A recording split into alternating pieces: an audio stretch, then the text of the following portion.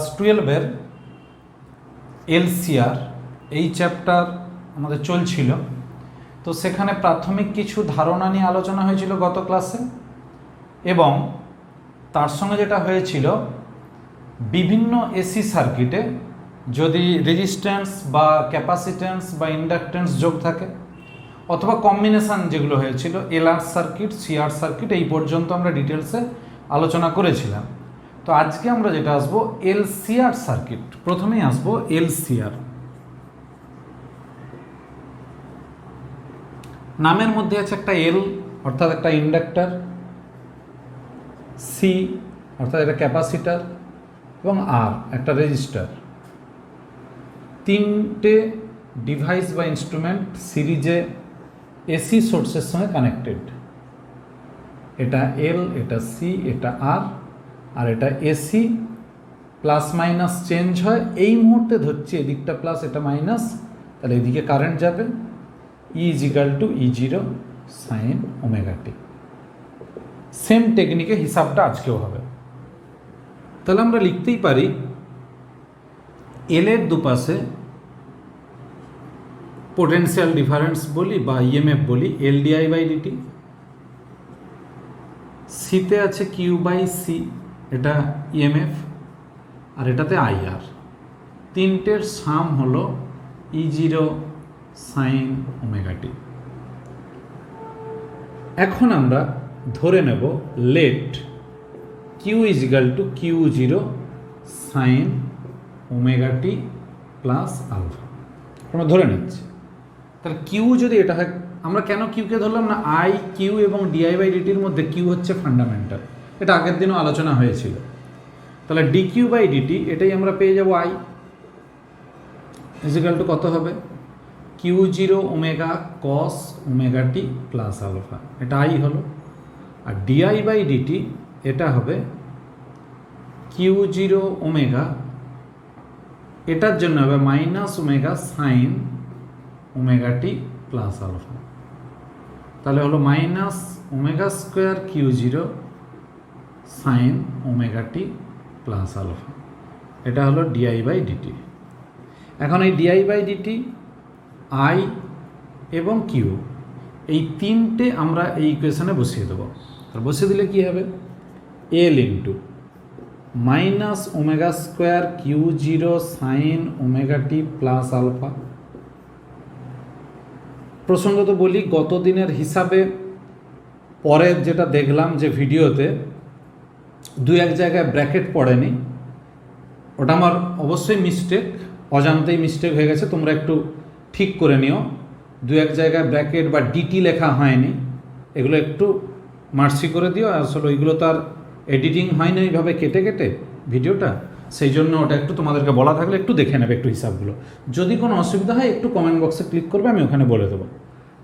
তো এই হচ্ছে, তাহলে ডিআই বাই ডিটির ভ্যালু বসানো হলো। এবার আমরা আসছি কিউর ভ্যালু, প্লাস কিউ। তাহলে Q0 omega by C, Q0 by C sine omega T plus alpha. এরপর যেটা আসছে আইআর, আইয়ের জায়গায় বসবে Q0 ওমেগা আর কস ওমেগা টি প্লাস আলফা।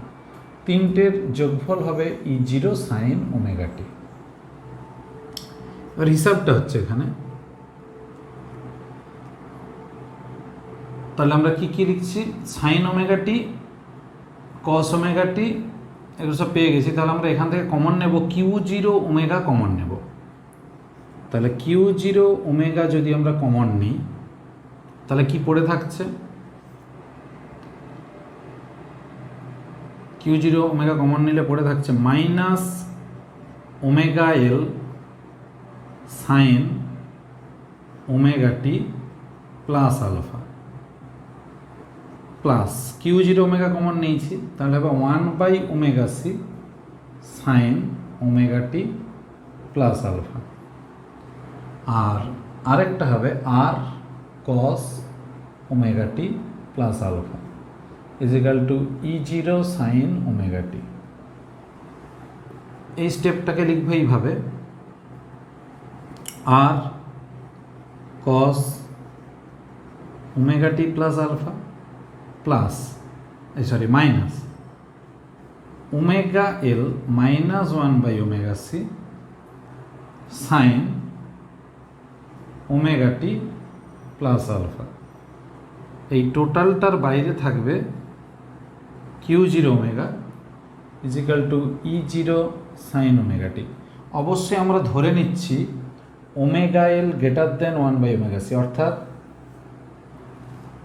ইন্ডাকটেন্সের যে পার্ট, মানে যেটাকে আমরা বলছিলাম ইন্ডাকটিভ রিঅ্যাকটেন্স, সেই পার্ট ক্যাপাসিটিভ রিঅ্যাকটেন্স থেকে বেশি, এটা আমরা ধরে নিচ্ছি, এটা আমরা লেট মানে ধরে নিলাম। তাহলে এখন হিসাবটা কীরকম হচ্ছে, কিউ জিরো ওমেগা আর এর জায়গায় লিখছি জেড কস থিটা,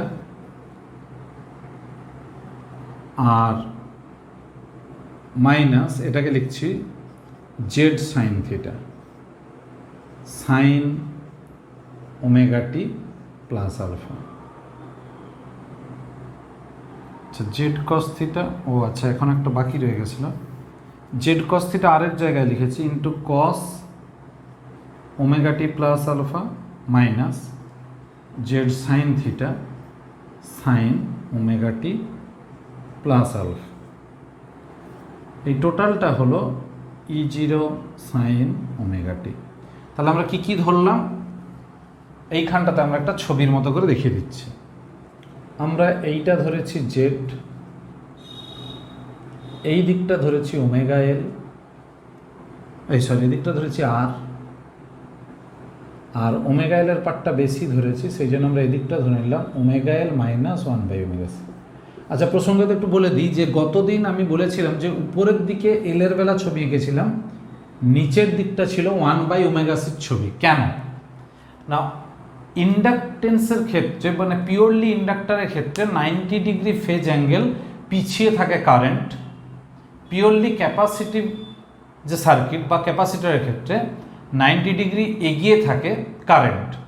তাহলে এটার ক্ষেত্রে 90 ডিগ্রি পিছিয়ে আছে, এটার ক্ষেত্রে 90 ডিগ্রি এগিয়ে আছে, তাহলে এদের দুজনের মধ্যে ফেজ ডিফারেন্স হয়ে যায়, মানে ক্যাপাসিটর এবং ইন্ডাক্টরের ক্ষেত্রে ফেজ ডিফারেন্স হয়ে যায় 180 ডিগ্রি।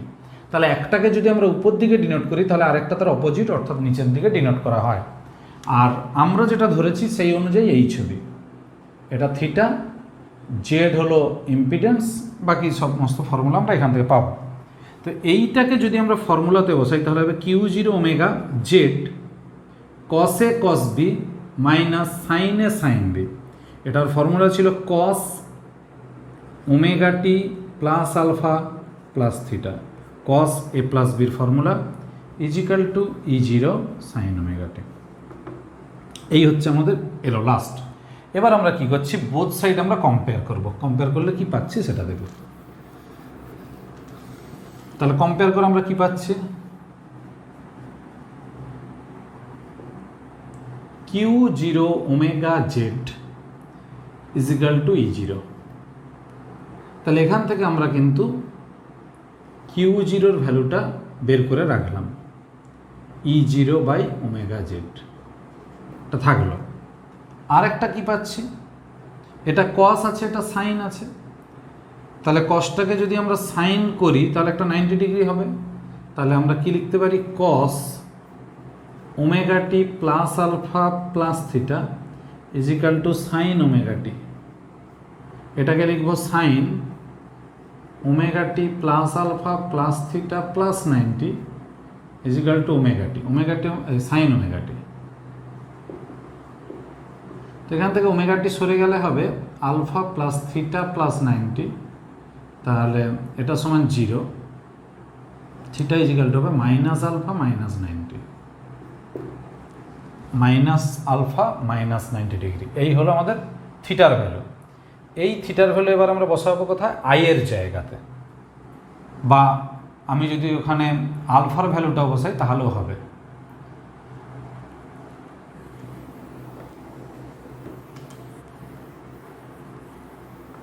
থিটা আলফা আমি যে কোনো একটা কিছু বসাতেই পারি।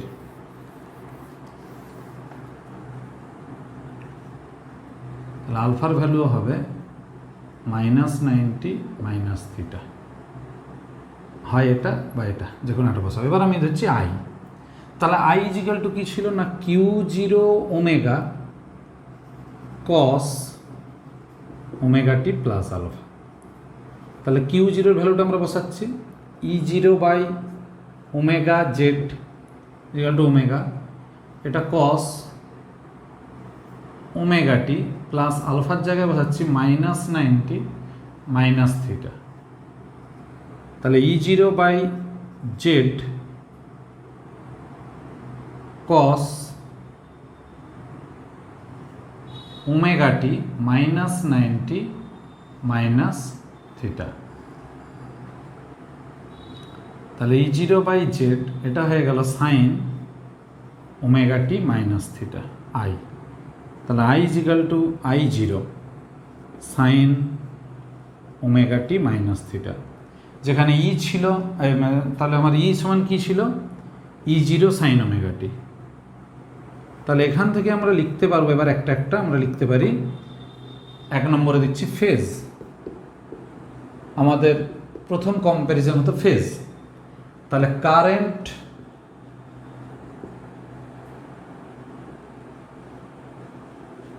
Lags theta phase difference with voltage, যেখানে থিটার ভ্যালু কোথা থেকে পাবো না theta is equal two tan inverse omega L minus 1/ωc পুরোটা বাই আর।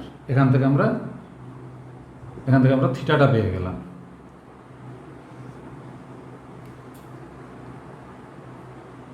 থিটাটা আমরা এই ভ্যালু পেয়ে গেলাম। তাহলে থিটা ফেজ ডিফারেন্সে পিছিয়ে থাকবে কারেন্টটা। আচ্ছা, এবার আমরা কি পাচ্ছি, থিটা পেয়ে গেলাম, ফেজ পেয়ে গেলাম, এবার আমরা ইম্পিডেন্স। তাহলে ইম্পিডেন্স কি হবে Z is equal to root over r² plus omega L minus 1/ωc whole square. আচ্ছা, আমরা একটু বলে রাখি, আমরা হিসাবে ধরেছিলাম ওমেগা এল এর ভ্যালুটা 1/ωc থেকে বেশি। যদি কখনো কোশ্চেনে বলা থাকে যে 1/ωc ওমেগা এল এর থেকে বেশি, তাহলে আমরা এই জায়গাটাকে ঘুরিয়ে দেবো। কেন না a minus B whole square যা হয় b মাইনাস এর হোল স্কোয়ারও তাই হয়। সেই জন্য আমরা যদি এটাকে লিখি 1/ωc মাইনাস ওমেগা এল এর হোল স্কোয়ার, তাহলেও কিন্তু ইকুয়েশনটা ঠিক থাকবে।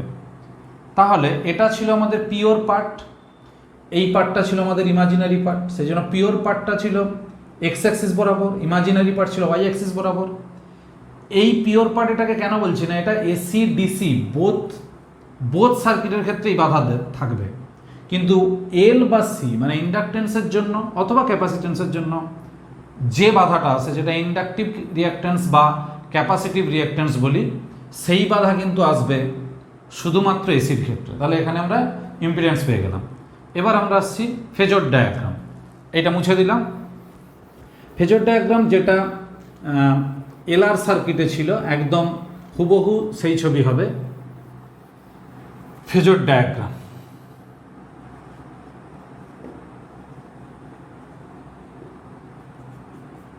সেম অ্যাজ এলআর সার্কিট, শুধু থিটার ভ্যালুটা চেঞ্জ হয়ে যাবে। কীরকম ছিল না, এইদিকে ছিল ই এবং আই, এদিকে ছিল টি। তাহলে কি ছিল ফর্মুলা, এই ছবিটা কীরকম ছিল, এটা যদি ই হয় তাহলে এই সোজা ছিল ই জিরো, এটাকে বলবো ওমেগা টি। তাহলে এইটা হবে আই, এটাকে বলবো আই জিরো, এই ভ্যালু ছিল থিটা, তাহলে এটা হচ্ছে ওমেগা টি মাইনাস থিটা। এই হলো টি আর এটা হলো ইফ। এটা সেম ছিল একদম আরএল সার্কিটে। ডিসিপেটিভ যে পাওয়ার, এটাও কিন্তু সেম হবে। এটার দেখাচ্ছি না হিসাবটা, একদম আগের দিনের হিসাব। পাওয়ার হবে P is equal to E zero sine omega T আর I zero sine omega T minus theta. এটা ইনস্ট্যান্টেনিয়াস, আর অ্যাভারেজ করলে হতো E zero I zero by 2 into cos theta. সেই কস থিটাকে বলতাম পাওয়ার ফ্যাক্টর। অবশ্যই পাওয়ার ফ্যাক্টর যেমন real power by apparent power, সেরকম এই থিটার ভ্যালুটা কিন্তু আমরা ওখান থেকে পেয়ে যাব, ট্যান ইনভার্স ওই ফর্মুলা থেকে। এই হলো আমাদের এলসিআর সার্কিট। এবার আমরা আসছি এই এলসিআর সার্কিটের ক্ষেত্রে রেজোনেন্স পার্ট যেটা, সেটা এবার আলোচনা করব। তাহলে আমরা কিন্তু পাওয়ারের হিসাবটা দেখালাম না, একই রকমই হবে একদম আরএল সার্কিটে যা ছিল।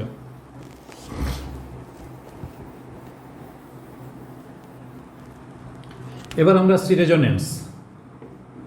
প্রথমত বলি, এই রেজোনেন্স টার্মটা তোমরা শুনেছিলে আগের বছর, মানে ক্লাস 11-এর শেষের দিকে সাউন্ড পোর্শনে গিয়ে। তো রেজোনেন্স মানেই সেখানে ছিল একটা বেশি মানে অ্যাম্পলিটিউড, সাউন্ড যে ভাইব্রেশন যেটা হয়, সেই পার্টিকুলার ভাইব্রেশনের অ্যাম্পলিটিউডটা হবে ম্যাক্সিমাম। এখানে কিন্তু হবে, আমি একদম পয়েন্ট আকারে বলছি, রেজোনেন্স মানে হলো current I will be maximum.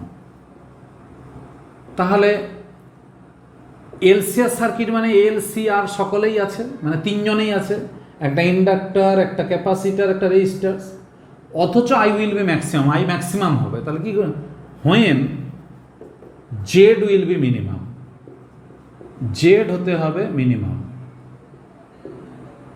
Z যদি মিনিমাম হয়ে যায় তাহলে কি হবে, root over r² plus omega L minus 1/ωc, এটা হয়ে যাবে মিনিমাম।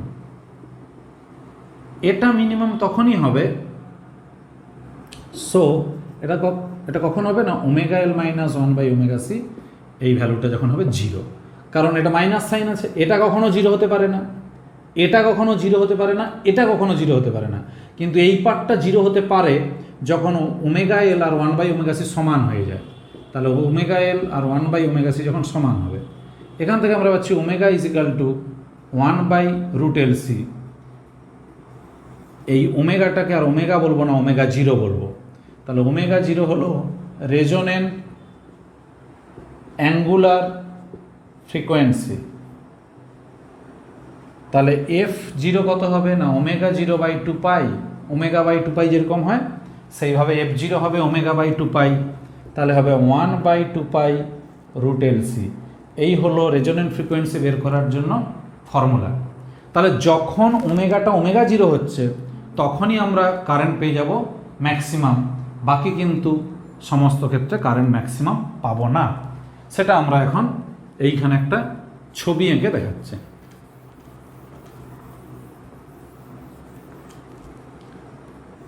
এইদিকে কারেন্ট আই আর এদিকে ওমেগা। তাহলে যখন omega is equal two omega 0 তখন কারেন্ট হবে ম্যাক্সিমাম, বাকি দুপাশেই কম, এই maximum.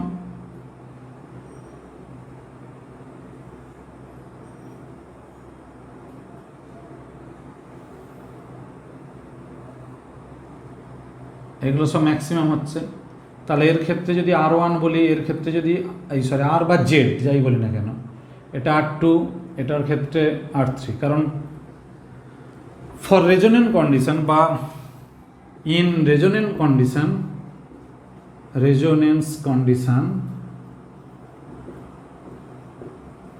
Z is equal to R হয়ে যায় তখন, কারণ বাকি বারটা তো 0। তো the LCR circuit is acted as purely resistive circuit, Z is equal to R, then cos theta মানে পাওয়ার ফ্যাক্টর, এটা কত হবে, R/Z is equal to 1, so theta is equal two 0। একদম পিওরলি রেজিস্টিভ সার্কিটে যা যা ছিল সবগুলোই চলে আসবে, একদম একই রকম হিসাব, আর ইজ ইকাল টু 0। আর এখানে আমরা বলতে পারবো যে R1, এই গ্রাফের এখানটায় লিখি R1 greater than R2 greater than R3, অর্থাৎ R3টা সব থেকে কম বলে তার ক্ষেত্রে কারেন্টটা বেশি হচ্ছে। R1 greater than R2 greater than R3, এটা আমরা মনে রাখবো। তাহলে এক্ষেত্রে জেড এবং আর হয়ে যাচ্ছে একই। তাহলে এটা হলো রেজোনেন্ট অ্যাঙ্গুলার ফ্রিকোয়েন্সি, এটা হলো রেজোনেন্ট ফ্রিকোয়েন্সি। তাহলে পাওয়ার ফ্যাক্টর কত সবগুলো বললাম। তাহলে আমরা বলতেই পারি যে যত পিকটা খাড়া হবে, অর্থাৎ যত বেশি বেশি হবে, সরু হয়ে উঠবে, তত আমরা বলবো শার্পনেস অফ রেজোনেন্স খুব বেশি, মানে অনুনাদের তীক্ষ্ণতা খুব বেশি। রেজোনেন্ট কথার অর্থ হচ্ছে অনুনাদ। তাহলে অনুনাদের শর্তটা কি হলো? প্রতিরোধ আর রোধ একই হয়ে যাবে, ক্ষমতাগুণ হবে এক, থিটা, থিটা মানে জেডের সঙ্গে আর এর, অর্থাৎ প্রতিরোধের সঙ্গে রোধের যে কোণ সেটা হবে 0। অনুনাদি কৌণিক কম্পাঙ্কের ফর্মুলা ওমেগা 0 1/√LC, আর অনুনাদি কম্পাঙ্ক হবে 1/2π√LC। যত বেশি বেশি তীক্ষ্ণ হবে তত আমরা বলবো সেক্ষেত্রে রেজোনেন্স খুব কম কম্পাঙ্কের রেঞ্জের মধ্যে কাজ করছে। এবার এখানে আরেকটা আলোচনার ব্যাপার আছে যে রেজোনেন্সের ক্ষেত্রে যেহেতু একটা সার্টেন ফ্রিকোয়েন্সিতে, মানে একটা নির্দিষ্ট কম্পাঙ্কের ক্ষেত্রে প্রবাহের মান সব থেকে বেশি হয়, তাহলে আমরা বলবো এই কন্ডিশনে বা এই শর্তে উৎস থেকে, মানে যেটা ইএমএফ, যেটা এসি সোর্স, সেখান থেকে বেশি বেশি কারেন্ট ড্র করে নেওয়া হয়, মানে টেনে নেওয়া হয়। সেই জন্য সার্কিটের নাম হয়ে যায় অ্যাকসেপ্টার সার্কিট বা গ্রাহক বর্তনী। আর অবশ্যই এই ক্ষেত্রেও কিন্তু রেজোনেন্সের ক্ষেত্রে কিন্তু ইন্ডাক্টরের পার্ট এবং ক্যাপাসিটরের পার্ট, অর্থাৎ এদের দুজনের যে প্রভাব সেটা কিন্তু নগণ্য বা 0 হয়ে যায়, কারণ শুধুমাত্র প্রতিরোধ বলতে আমরা রোধকেই বুঝব। এবার এই যে গ্রাফ, এই গ্রাফটা এবার একটু এঁকে বলছি যে ঘটনাটা কি হয় আয়ের ক্ষেত্রে। একটা গ্রাফ এঁকে বলছি, এখানে একটা নতুন কনসেপ্ট আসবে যেটার নাম হবে ব্যান্ডউইথ এবং কিউ ফ্যাক্টর। তাহলে ব্যান্ডউইথ অ্যান্ড কিউ ফ্যাক্টর এটা কীরকম না, সার্টেন একটা ফ্রিকোয়েন্সিতে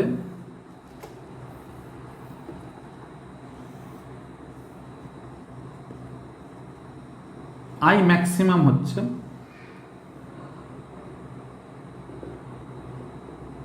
সেটা হচ্ছে ওমেগা ইজিক্যাল টু ওমেগা 0। তাহলে এখানে বলবো I max.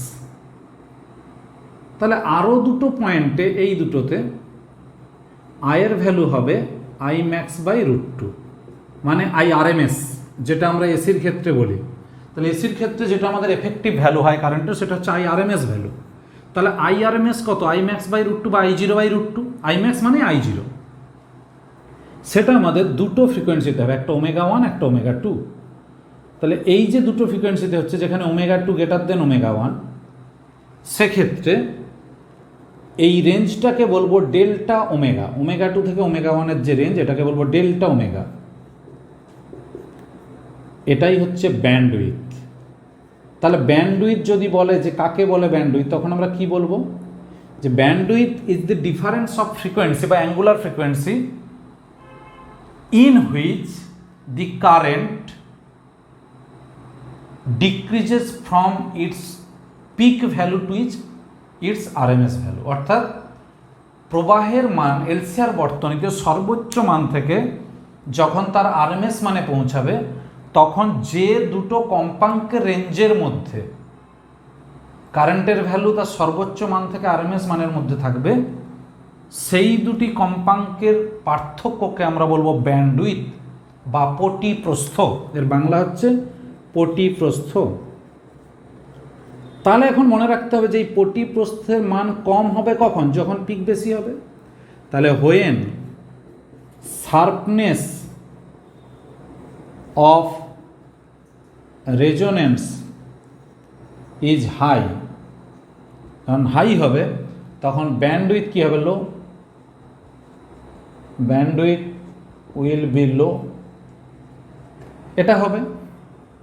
Then Q factor, তখন কিউ গুণক কী হবে? কিউ গুণক হবে omega 0 delta omega is equal to omega 0 omega 2 minus omega 1। এই ফর্মুলাগুলো কিন্তু আমরা তখন মনে রাখবো। এটার মানেই হলো আবার ওমেগা 0 L/R, এটার মানেই হলো 1/√LC ইন্টু L/R, এটার মানেই হলো 1/R ইন্টু √L/C। এই সমস্ত ফর্মুলাগুলো কিন্তু আমরা অঙ্কের ক্ষেত্রে মনে রাখবো। এই হলো কিউ ফ্যাক্টর, ব্যান্ডউইথ রেজোনেন্সের ক্ষেত্রে পাওয়ার ফ্যাক্টর কত রেজোনেন্সের ক্ষেত্রে তো সার্কিটটা কি সার্কিট হিসাবে কাজ করে না পিওরলি রেজিস্টিভ সার্কিট হিসাবে কাজ করে, এই টোটাল ব্যাপারটা কিন্তু আমরা বললাম। এবং পাওয়ার ফ্যাক্টর এখানেও আসবে cos θ, সবটাই আলোচনা হয়েছে। এবার যেটা আসছে আমরা এলসি অসিলেশন, অর্থাৎ এল এবং সিকে যদি ডাইরেক্ট কোনো একটা সার্কিটে সোর্স ছাড়াই যোগ করে দেয়, এটা জাস্ট একটা লাইনের জন্য মনে রাখা, তখন যে ভাইব্রেশন সৃষ্টি হয় বা অসিলেশন সৃষ্টি হয় তার নাম হয়ে যায় এলসি অসিলেশন। আবার বলছি, যখন এল এবং সি অর্থাৎ একটা এল এবং সি এটাকে ডাইরেক্ট যোগ করে দেওয়া হবে কোনো সোর্স ছাড়া, তখন এই সার্কিটের মধ্যে একটা অসিলেশন লক্ষ্য করা যাবে, মানে ভ্যালুর অসিলেশন, যে কারেন্টের যে ভ্যালুর অসিলেশন তার ফ্রিকোয়েন্সি হবে f0 = 1/2π√LC বা ω0 = 1/√LC, যেটা এক্ষুনি আমরা দেখলাম যে অন্যদের ক্ষেত্রে। এই ফর্মুলা দুটো আমরা মনে রাখবো, অঙ্কের ক্ষেত্রে কাজে লাগবে। এটাকেই বলবো আমরা এলসি অসিলেশন। এই হলো আমাদের এলসিআর পার্ট, আমরা শেষ করলাম। এবার যেটা আমরা আসছি ইএম ওয়েভস বা electromagnetic waves.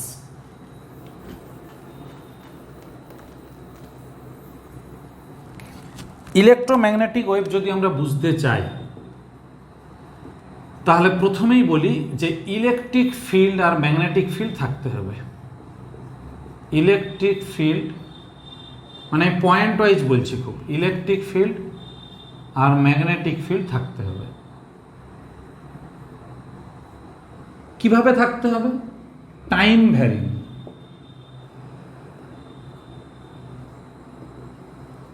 And space varying, অর্থাৎ স্থান এবং সময় উভয়ের সঙ্গে পরিবর্তনশীল হতে হবে। কাকে? ইলেকট্রিক ফিল্ড এবং ম্যাগনেটিক ফিল্ডকে। এবং ইলেকট্রিক ফিল্ড আর ম্যাগনেটিক ফিল্ড পারপেন্ডিকুলার থাকবে, মানে পরস্পর লম্ব থাকবে। আরেকবার বলছি, যদি কোনো একটা জায়গাতে ইলেকট্রিক ফিল্ড থাকে এবং ম্যাগনেটিক ফিল্ড থাকে, দুটি ফিল্ডই যদি পারপেন্ডিকুলারভাবে থাকে এবং তারা ভাইব্রেশন হবে অর্থাৎ ভ্যারিং করবে। কিভাবে ভ্যারি করে? টাইম ডিপেন্ডেন্ট এবং স্পেস ডিপেন্ডেন্ট, মানে অবস্থানের সঙ্গে বা স্থানের সঙ্গে এবং সময়ের সঙ্গে, তখনই এই জায়গাটাতে তৈরি হবে ইএম ওয়েভস মানে ইলেকট্রোম্যাগনেটিক ওয়েভস। তো ওই ইলেকট্রোম্যাগনেটিক ওয়েভ যখন তৈরি হচ্ছে সেক্ষেত্রে আমাদের নতুন কিছু কোয়ান্টিটি আসবে। সেই কোয়ান্টিটিটা কোন কনসেপ্ট থেকে আনা হলো সেইটা জানতে গেলে আমাদেরকে কিন্তু অনেক দিন আগে আমরা যেটা পড়েছিলাম ওই অ্যাম্পিয়ার সার্কিটের ল, সেই জায়গাটাতে একটু যেতে হবে। আমরা এবার সেই জায়গাতে আসছি। তাহলে ইএম ওয়েভ এইভাবে তৈরি হচ্ছে। তো কি হয় এবার ঘটনাটা? অ্যাম্পিয়ার সার্কিটের ল কি ছিল?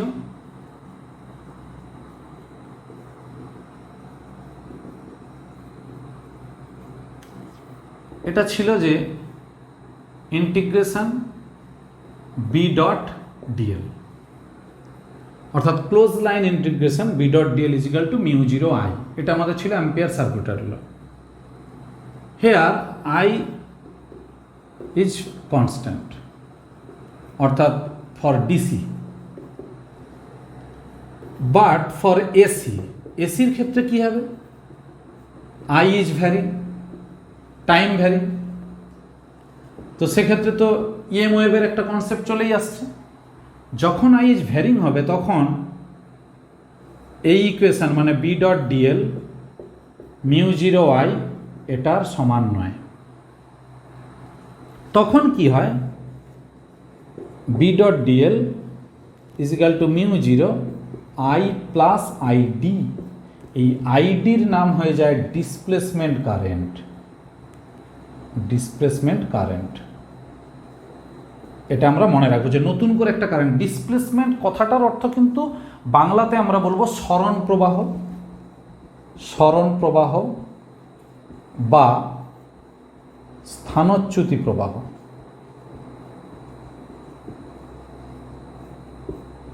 এই নাম, অর্থাৎ নামটা এসছে পুরোপুরি যেহেতু একটা কনস্ট্যান্ট ভ্যালু থেকে কারেন্টটা শিফট করে যাচ্ছে। এসির ক্ষেত্রে কি হয়? কনস্ট্যান্ট ভ্যালু নয়, চেঞ্জ হয়।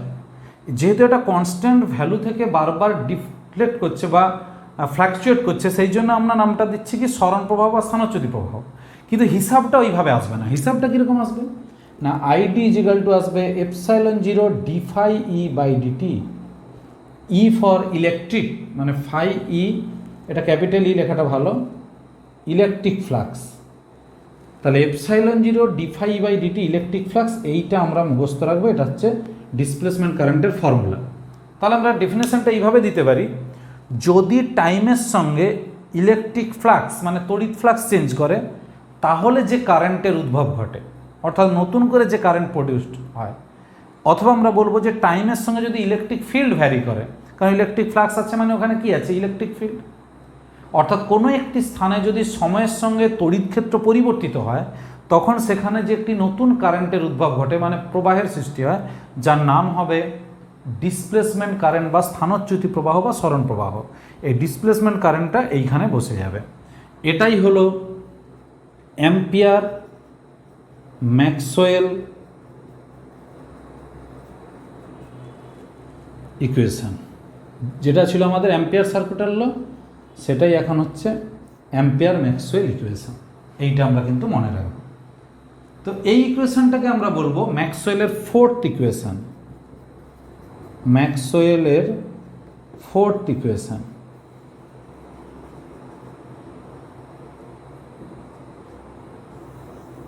তাহলে ফোর্থ যদি এটা হয়, তাহলে ফার্স্ট, সেকেন্ড, থার্ড কি, সেইগুলো আমরা এবার একটু লিখে দিচ্ছি। আচ্ছা, প্রসঙ্গত বলে রাখি, আইডি মানে ডিসপ্লেসমেন্ট কারেন্ট, এটা কিন্তু ডেফিনেশন যে কোনো একটা বই থেকে দেখে নিও। আমি তবুও বলে দিচ্ছি যে যদি সময়ের সঙ্গে কোনো একটি স্থানে তড়িৎ ক্ষেত্র পরিবর্তিত হয়, if the electric field is varying বা ইজ টাইম ভ্যারিং বা is varying with time in such a space, then there exists a current, this is known as displacement current. সেখানে একটি নতুন করে প্রবাহের সৃষ্টি হয়, যার নাম হলো সরণ প্রবাহ। হ্যাঁ, যেটা ফোর্থ ইকুয়েশন বলছিলাম, তাহলে ফার্স্ট সেকেন্ডগুলো আমরা একটু লিখে দিচ্ছি। ম্যাক্সওয়েলের first equation,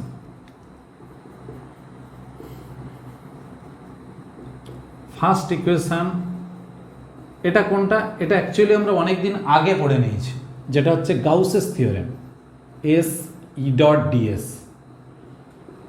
Q by epsilon zero. এটা হচ্ছে আমাদের first equation.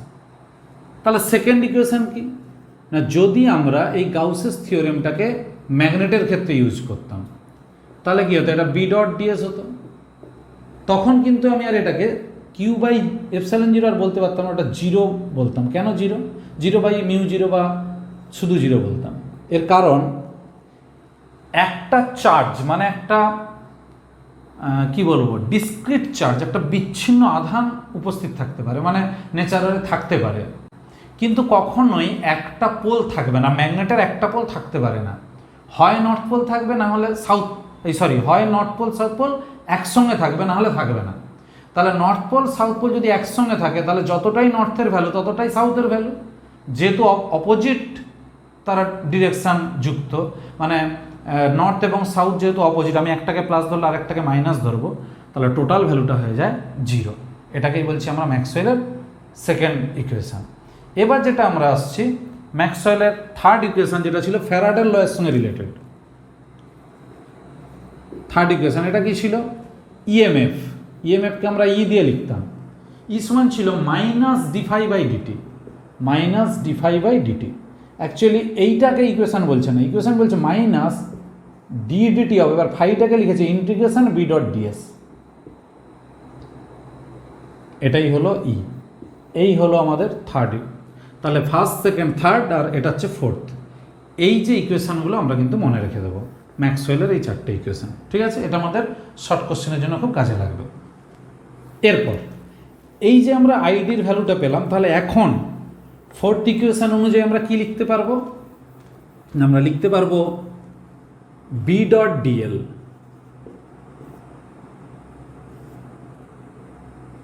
B dot DL এটা ছিল ক্লোজ, ইজিক্যাল টু ছিল mu zero I plus ID, আইডির জায়গায় বসবে epsilon zero D phi E by DT, is equal to mu zero I plus mu zero epsilon zero D phi E by DT, B dot DL. এই mu zero epsilon জিরোর হিসাব করলে দেখা যায় যে এটা 1/c² সঙ্গে সমান হয়। তাহলে সি কি না ভেলোসিটি অফ ইএম ওয়েভ, এই যে ইলেকট্রোম্যাগনেটিক ওয়েভ দেখলাম, এই ইএম ওয়েভের ইন ভ্যাকুয়াম বা ফ্রি স্পেসে সি এর ভ্যালু এটা। তাহলে সি ইজিক্যাল টু হবে 1/√μ zero epsilon zero. In any medium, যে কোনো মিডিয়াম হলে তখন কি হবে, ভি হবে, ভি ইজিক্যাল টু 1/√μ এপসাইলন। এটা যেমন মিউ জিরো এপসাইলন জিরো, দেখো মিউ, তাহলে এখান থেকে আমরা মিউ পেয়ে যাব c/v। মিউ মানে হচ্ছে রিফ্র্যাক্টিভ ইন্ডেক্স, এটা আমরা লাইট চ্যাপ্টারে আমাদের খুব কাজে লাগবে। ইন্ডেক্স অফ দি মিডিয়াম, সেখানে আমরা দেখব যে এই ফর্মুলাটা আছে c/v, তখন হবে √μ epsilon by mu zero epsilon zero, এই ফর্মুলা। তাহলে মিউ এবং এপসাইলন হচ্ছে যে কোনো মিডিয়ামের ক্ষেত্রে পারমিয়েবিলিটি, ও এটা তো রিফ্র্যাক্টিভ ইন্ডেক্স আর মিউ মিলে যাচ্ছে, তাহলে এটাকে আমি এন বলে দিই, এন রিফ্র্যাক্টিভ ইন্ডেক্স। যাই হোক, মিউ হচ্ছে তাহলে permeability of any medium, mu zero হলো পারমিয়েবিলিটি অফ ফ্রি স্পেস। এটাকে বলবো পারমিটিভিটি অফ এনি মিডিয়াম, এটাকে বলবো পারমিটিভিটি অফ ফ্রি স্পেস। তাহলে সি আর এটা ভি, এই হলো আমাদের রিলেশন, এগুলো আমাদের কাজে লাগবে। এরপরে আমরা আসবো ইএম ওয়েভের ক্যারেক্টারিস্টিক্স।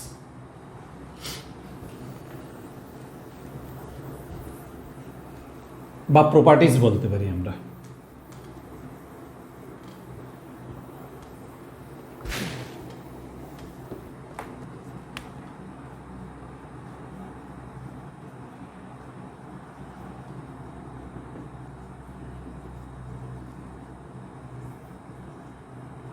এক নম্বর, এটা হচ্ছে ট্রান্সভার্স ইন নেচার। এটা কি করে বললাম না, আমরা একটা 3D স্পেস এখানে আঁকছি, এটাকে ধরলাম এক্স অ্যাক্সিস, এটাকে ধরলাম ওয়াই অ্যাক্সিস, আর এটাকে ধরছি জেড অ্যাক্সিস। এটা একটু বেঁকে গেছে।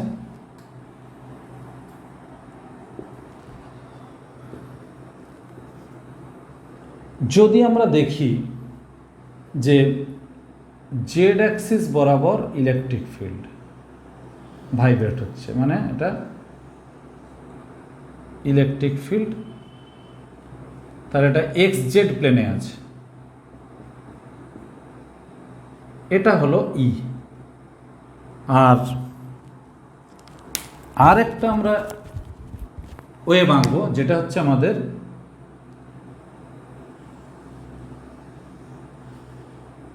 এটা হচ্ছে আমাদের 3D স্পেসের ছবিটা হচ্ছে, এইটা হচ্ছে আমাদের XY প্লেনে আছে। অর্থাৎ একটা আছে এই রকম ভাবে যাচ্ছে, আর একটা এই রকম ভাবে যাচ্ছে, তাহলে এরা পারপেন্ডিকুলার, অর্থাৎ এই ওয়েভ আর এই ওয়েভ পারপেন্ডিকুলার, আর যাচ্ছে যেদিকে সেটা আবার পারপেন্ডিকুলার, তাহলে এটাকে লিখছি আমরা বি। তাহলে ই ইজ ইকাল টু, তাহলে 2 নম্বর ক্যারেক্টারিস্টিক হচ্ছে ই ইজ ইকাল টু কি হবে, E0 sine omega T minus কেক্স। এটা ট্রান্সভার্স ওয়েভ এবং এটা প্রোগ্রেসিভ ওয়েভ, এগিয়ে যাচ্ছে, চলতরঙ্গ। এই চলতরঙ্গের ফর্মুলা ছিল আমাদের এইটা, সাউন্ড চ্যাপ্টারে আমরা 11-এ পড়েছিলাম। B is equal to B0 sine omega T minus KX. আমরা দেখতে পাচ্ছি একই একই জায়গাতে কাট করে করে যাচ্ছে। তাহলে 3 নম্বর ক্যারেক্টারিস্টিক্সে আমরা পাবো ফেজ অ্যান্ড ফ্রিকোয়েন্সি আর equal for electric field and magnetic field, মানে চৌম্বক ক্ষেত্র এবং তড়িৎ ক্ষেত্রের ফেজ অ্যান্ড ফ্রিকোয়েন্সি এটা হবে ইকুয়াল। 4 নম্বরটা আমরা বলেইছি C is equal to 1/√μ0 epsilon 0, আর ভি হচ্ছে 1/√μe। 5 নম্বর, আমরা সি এর ভ্যালু আরও একটা থেকে পেতে পারি E/B, অর্থাৎ ইলেকট্রিক ফিল্ড এবং ম্যাগনেটিক ফিল্ডের রেশিও। এটা আমরা কোথায় পড়েছিলাম? ম্যাগনেটিক প্রপার্টি বা ইলেকট্রোম্যাগনেটিজমে আমরা দেখেছিলাম যে ইলেকট্রিক ফিল্ড এবং ম্যাগনেটিক ফিল্ড থাকবে, তা সত্ত্বেও একটা চার্জ পার্টিকেল কোনো রকম কোনো ফোর্স ফিল করবে না, যেখানে আমরা ভেলোসিটি ফিল্টার এই টার্মটা আমরা ইউজ করেছিলাম। C=E/B, তার মানেই হলো E0/B0। এটাও আমরা লিখতে পারি।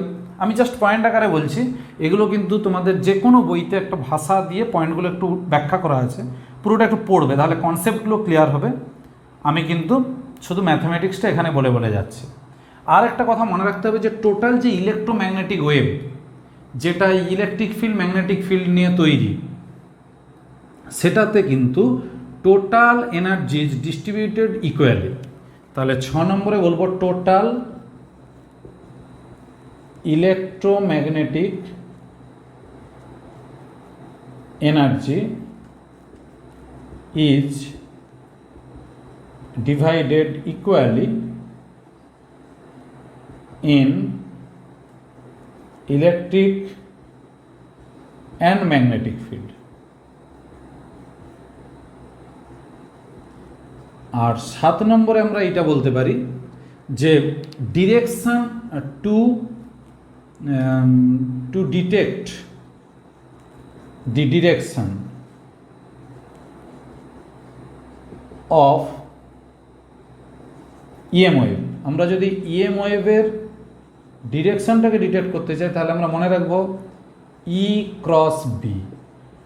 এই ফর্মুলাটা আমরা মনে রাখবো E×B, যে আমরা যদি E ভেক্টর আর V ভেক্টর যদি দিয়ে দেয়, বা E ভেক্টর কোন দিকে V ভেক্টর কোন দিকে যদি বলে দেয়, যেমন আমি এখানে একটা ব্যাখ্যা করে দিচ্ছি। E ভেক্টর আছে কোন দিকে? K ক্যাপ, জেড অ্যাক্সিস বরাবর, আর B ভেক্টর আছে কোন দিকে? Y অ্যাক্সিস বরাবর।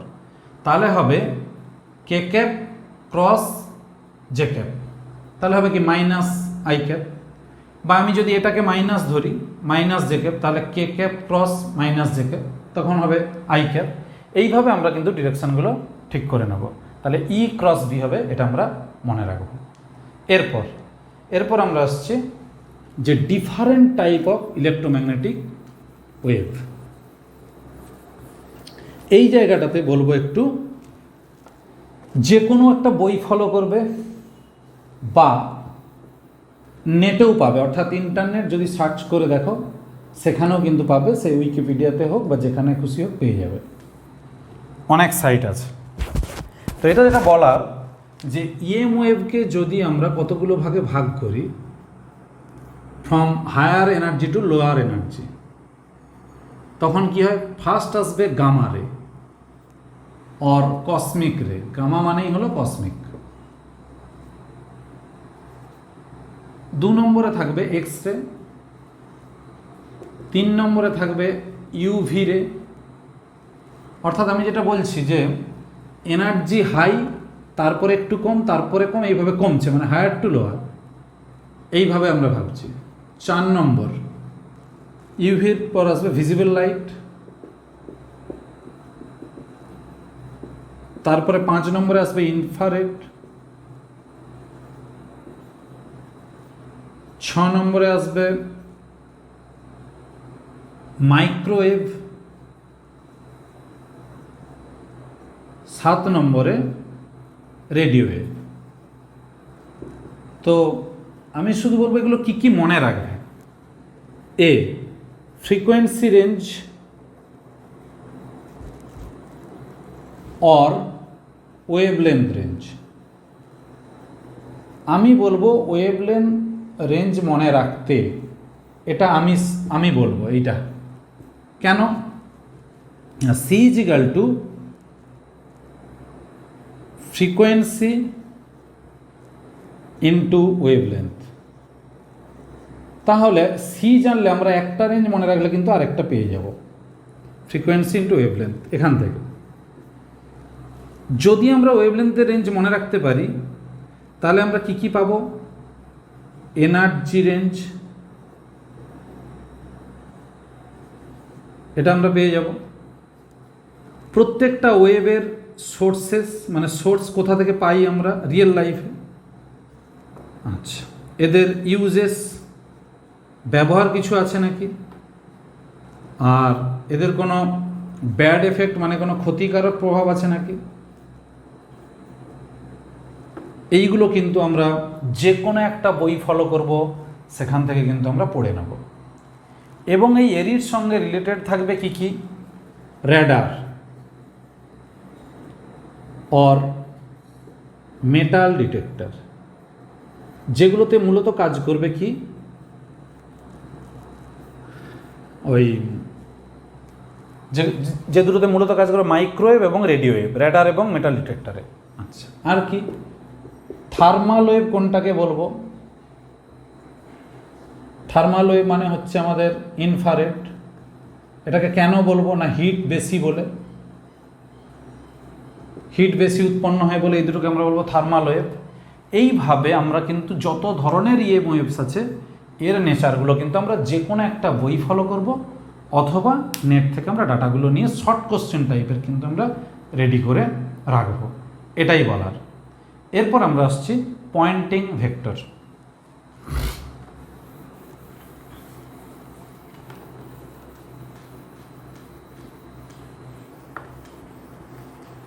পয়েন্টিং ভেক্টর বললে এখান থেকে আমরা কতগুলো জিনিস মনে রাখতে হবে বলছি।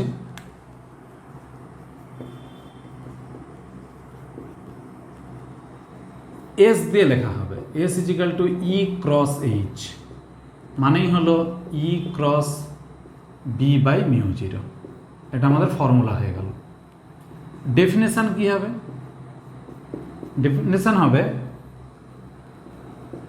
Energy per unit time per unit area. অর্থাৎ আমরা বলতে পারি rate of energy flow per unit এরিয়াই হলো পয়েন্টিং ভেক্টর। তাহলে এর ইউনিট কি হবে, ইউনিট হবে ওয়াট পার মিটার স্কোয়ার। আর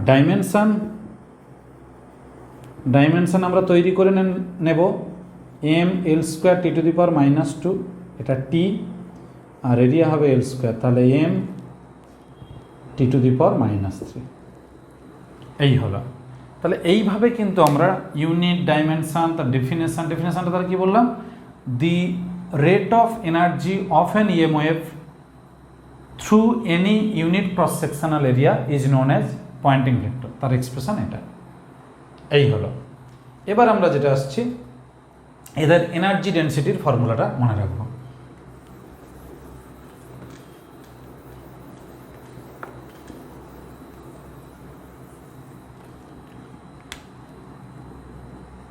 এনার্জি ডেন্সিটি ইয়ের মানে ইলেকট্রিক ওয়েভ বা ইলেকট্রিক ফিল্ড, এর ক্ষেত্রে কত হবে, 1/2 এপসাইলন 0 স্কোয়ার।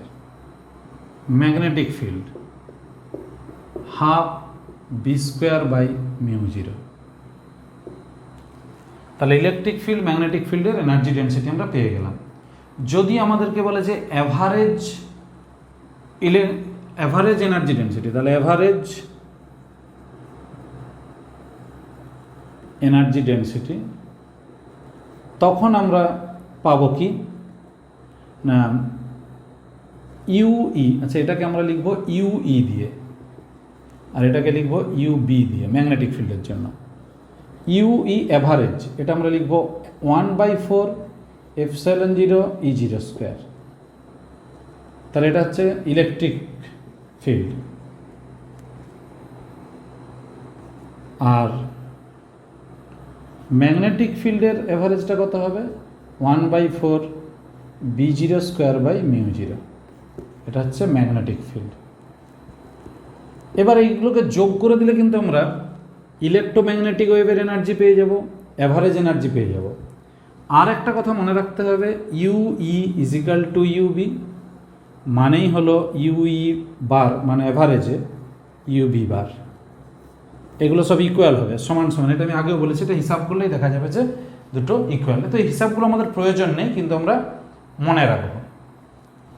এবার যেটা আসছে আমরা ইন্টেন্সিটি বা তীব্রতা। তাহলে intensity of electromagnetic wave,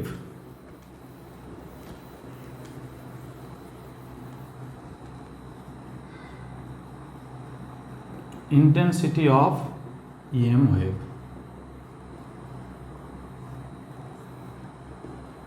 I intensity, intensity কী হবে, সবসময়ের জন্য হয় energy by time by area, এটা সবসময়ের জন্য হয়। সেই জন্য এখান থেকে আমরা হিসাব যেটা পাবো, যে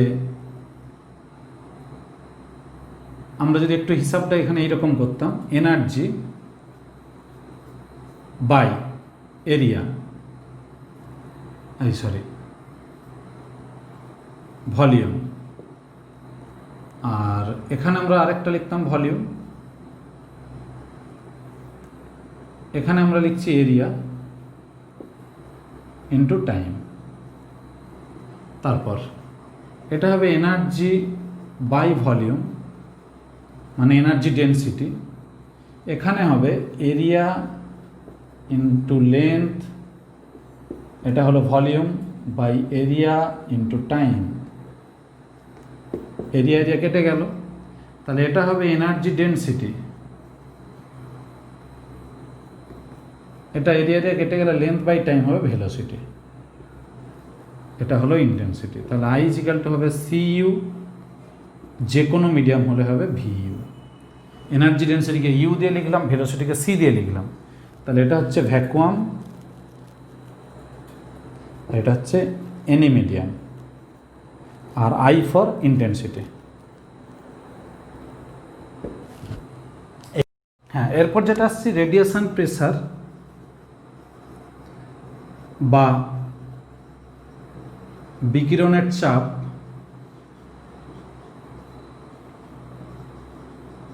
এটা হবে পি প্রেসার, এটা হবে আই বাই সি, ওটা হচ্ছে ইন্টেন্সিটি বা তীব্রতা, তীব্রতা বাই ভেলোসিটি।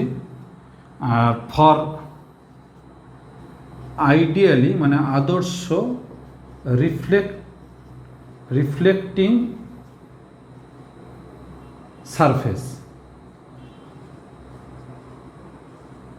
সারফেস তখন কি হবে, পি হবে 2I বাই সি, ডবল হয়ে যায়, কারণ রিফ্লেক্ট করে বলে আমরা ওটাকে ডবল ধরে নিই।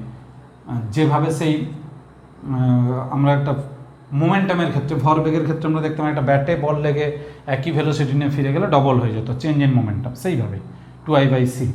ঠিক একই রকমভাবে আমরা আরও একটা দেব মোমেন্টাম, মানে এই ক্ষেত্রে আমরা ধরে নিচ্ছি যে লাইট বা EM wave is sum of photon particle, তো সেক্ষেত্রে তার মোমেন্টাম, চেঞ্জ ইন মোমেন্টাম বা ভরবেগ, মোমেন্টাম হবে স্মল পি দিয়ে লেখা হতো এটাকে, এটা হবে এনার্জি বড় হাতের U by C, energy by velocity, এটা ওই একই ফর আইডিয়ালি রিফ্লেক্টিং সারফেস, এটা হবে